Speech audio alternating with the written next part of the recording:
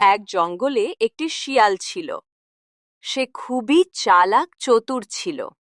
আর সেই জঙ্গলের পাশেই একটা নদীতে এক বোকা কুমির ছিল। শিয়ালটা প্রতিদিন সেই নদীতে জল খেতে যেত। তখন শিয়াল কুমিরকে বলল, কি কুমির, কেমন আছো? এই আর কি, ভালো। তুমি কেমন আছো? আমিও ভালোই আছি, কারণ এই বছর খুব ভালো ফসল হয়েছে আর খুব ভালো টাকা উপার্জন হয়েছে। সে যখনই জল খেতে যেত সে কুমিরকে চাষের ব্যাপারে সব কথা বলতো। একদিন সে জল খেতে যাওয়ার সময় দেখে কুমির উদাস হয়ে বসে আছে। কি কুমির, কি হয়েছে? কি বলবো? ধীরে ধীরে নদীর সব মাছ কমে যাচ্ছে। মনে হচ্ছে এখন আমাকে তোমার সাথে চাষবাস করতে হবে। তাহলে দেরি কেন করছো? কিন্তু আমি চাষের সম্বন্ধে তো কিছুই জানি না। তোমাকে চিন্তা করতে হবে না, আমি তো আছি। আমি তোমাকে সব শিখিয়ে দিব।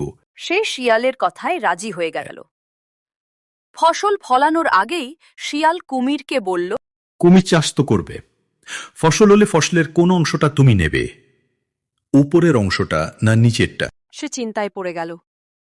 সে আজ পর্যন্ত জানত যে যে কোনো ফল গাছের উপরে ধরে, তাই সে উপরেরটা নিবে বলল।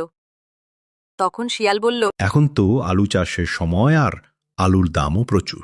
আমরা আলু চাষ করি। সে রাজি হয়ে গেল ও সে কঠোর পরিশ্রম করে আলু চাষ করল।